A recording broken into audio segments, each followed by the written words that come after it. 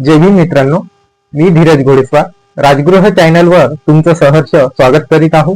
मित्रांनो, चॅनलवर नवे असाल तर चॅनलला सबस्क्राईब, लाईक, शेअर करा आणि व्हिडिओ आवडल्यास कमेंट करून नक्कीच सांगा।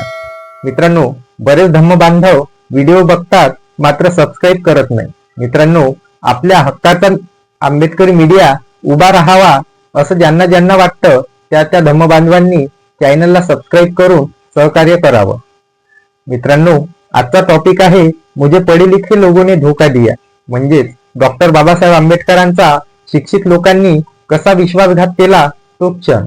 डॉक्टर बाबासाहेब आंबेडकरांचे वैयक्तिक सेवक नानकचंद रत्तू यांनी कारण विचारत, बाबासाहेब, आजकाल तुम्ही इतके दुःखी आणि अस्वस्थ का आहात?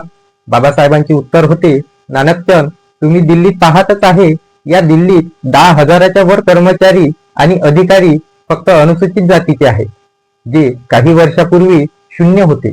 माझ्या लोकांमध्ये सुशिक्षित लोक निर्माण करण्यासाठी मी माझे सर्वस्व पणाला लावले, कारण मला वाटत होते की एकटा अभ्यास करून सुशिक्षित समाज घडवू शकतो।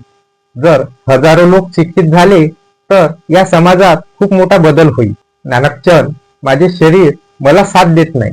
जेव्हा मी माझ्या ध्येयाचा विचार करतो तेव्हा माझं हृदय दुखू लागते। 18 मार्च 1956 रोजी आग्रा येथील रामलीला मैदानावर दिलेल्या ऐतिहासिक भाषणात बाबासाहेब म्हणाले की आज आपले अनेक लोक शिक्षण घेऊन उच्च पदावर पोहोचले आहेत, पण या सुशिक्षितांनी माझा विश्वासघात केला आहे।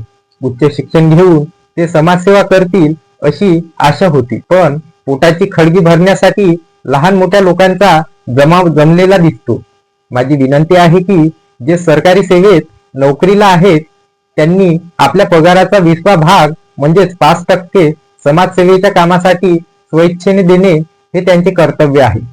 तरच समाजाची प्रगती होईल, अन्यथा मोजकेच लोक पुढे जाऊ शकतील। सुशिक्षित समाजसेवक हा समाजासाठी वरदान ठरू शकतो। त्यामुळे आज आपल्या समाजातील सुशिक्षित आणि नोकरदार वर्गाचे कर्तव्य आहे की त्यांनी आपल्या उत्पन्नातील काही भाग समाजाच्या उन्नतीसाठी आणि शिक्षणावर खर्च करावा आणि बाबासाहेबांचे समतावादी समाज घडवण्याचे स्वप्न साकार करावे। माझ्या समाजातील सुशिक्षित लोकांकडून माझी फसवणूक झाली अशी बाबासाहेब आंबेडकरांनी त्या भाषणामध्ये खंत व्यक्त केली आणि आजही तीच परिस्थिती होताना दिसत आहे।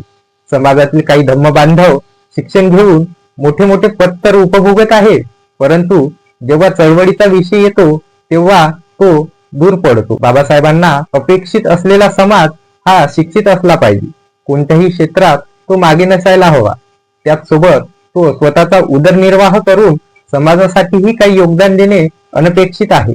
या चॅनल मार्फत समाज बांधवांना इतकीच विनंती करतो की माझ्यासारख्या असंख्य तरुणांनी चळवळीचं ओझं हे खांद्यावर घेतलेलं आहे। तुम्ही सुद्धा बाबासाहेबांची जाणीव ठेवून हे रथ पुढे नेण्याकरिता सहभाग घ्यावा।